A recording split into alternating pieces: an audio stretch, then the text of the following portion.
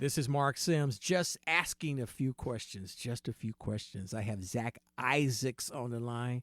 I always say Isaac. It's Isaac, right?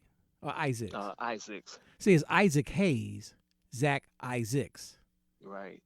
See, you don't have a bald head and gold chains around your body, do you? No, sir. Hot And butter my name soul. always shocks people. They, Hot they butter expect to soul. see a white guy when they hear Zach Isaacs. Which is good for your job No, prospects. it doesn't help. Once you get to the job interview place and they see your real identity, I see black folks trying to give their kids a respectable name, and it doesn't help if the employer doesn't have respect for who you are. Now, you want me to start the But podcast over again? You want me to keep that part? Want me to we keep can it? keep that. All right, We can keep it. keep that. We're going to talk about genealogy because you're studying to be a Yes, teacher, and you mentioned before we went on the air that you would think it's nice if the young people knew some part of their genealogy, at least the absolutely. beginning. Explain that. Go ahead. One of the biggest problems that I've seen working in Chicago public schools for 5 years is that a lot of these kids do not know that we come from greatness. And when I say we, I mean African people in America. They don't understand that we went from the pyramids to the projects instead of the projects to the pyramids. Before Tyler Perry, before Oprah Winfrey, before Michael Jordan, you had black men who were the creators of mathematics. You have white mathematical historians who have said that black people in Timbuktu, in Africa, in West Africa, created mathematics and have the transcripts to prove it and have the original like measurement stick to prove that we did that. But we have constantly seen this narrative of black underachievement, the achievement gap, the fact that we are not, up to standard intelligence. So I think once you look into your own family, you can see some good things if you look hard enough. And you think the young people would benefit, but just like my own family, I don't. I mean, there are people in my family who are doing family trees, but a lot of us don't know our history because our parents, grandparents, great grandparents, there's a lot of stories they just didn't want to tell. Either they were too painful or they were too ashamed of telling the stories. But that's what's important about it. I think you can get freed from the shame when you tell people. There's a scripture in the Bible that says they're overcome by the word of their testimony and the blood. But when you get your testimony, when you tell somebody what you've been through, you can kind of help stop that because what continues your pain is if people don't learn from it. Learning is defined as a change in behavior.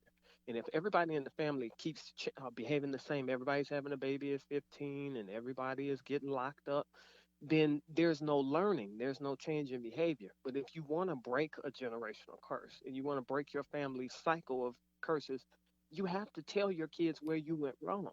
Parents don't realize their roadmaps for their kids. And if you don't show your kids the spot where you made that wrong turn, they're going to make the wrong turn too. Have you ever been in traffic before and you see people like doing a little bit of a conga line where one person tries to make a shortcut and then everybody starts making that right turn going down the alley and they get stuck in more traffic? Yeah, Well, the I've same been in thing that happens. line. I've been in that Same line. thing. Yeah. Same thing happens in families because everybody thinks they're making a shortcut around Right. education, and everybody keeps saying, "We need jobs. We need jobs." Mom, my grandmama moved up here from Mississippi in the '50s, and she got a job.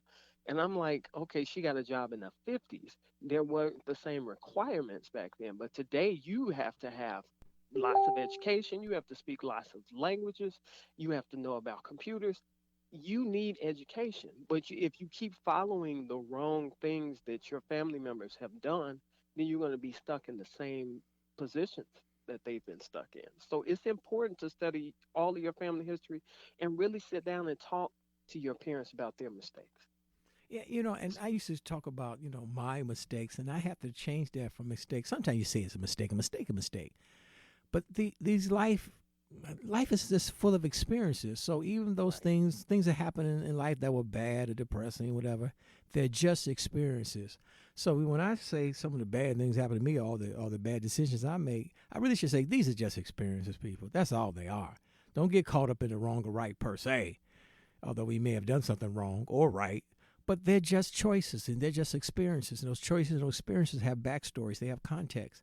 And I think we should not be ashamed to tell stories that we think that are bad and mistakes we made that are bad. What you think, Zach? Right, absolutely. But I don't want people to think that we're just focusing on the negative experiences or the learning lessons.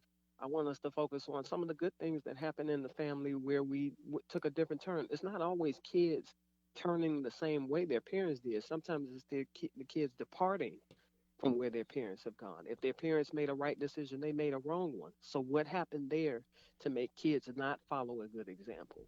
You know, and kids need to look at why this example that their parents set in that situation was good and why their own choices might not be the best for them. You know, where is this generational gap coming from where people like me who are 35 and over are considered the old heads? You know, you being an old head right now. You judging the young people. You shouldn't say that. Where is this gap coming from?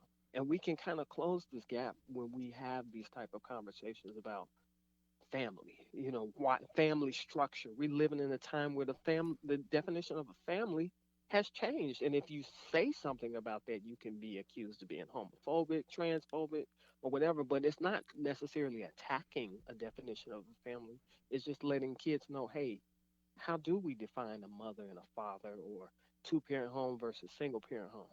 We're not having these conversations, and then when things happen in the media, which bring out these conversations, then we're looking around like a chicken with a head cut off.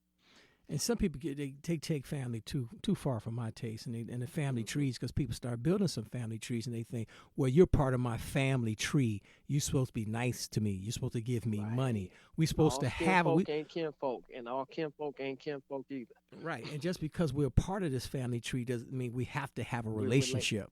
We Right. have to talk. No, we don't.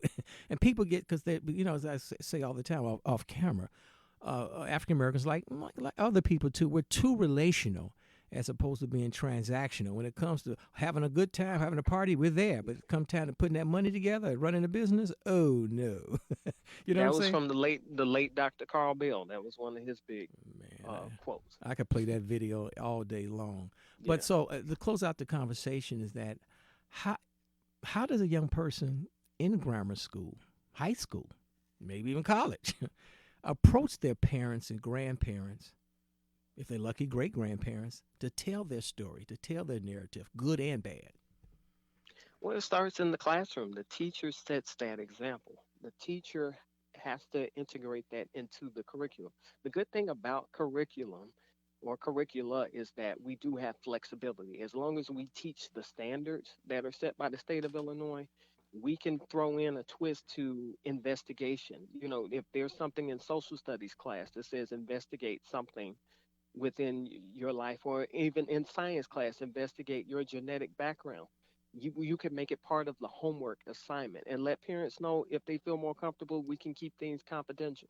It doesn't have to be shown to the class, but show kids that this is actually an academic stepping stone for you that can help you personally and socially, emotionally too.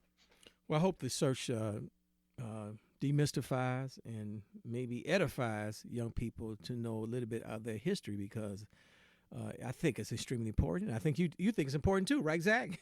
Absolutely, very important. I hope when I become a quote unquote real teacher, we'll be doing some family tree projects.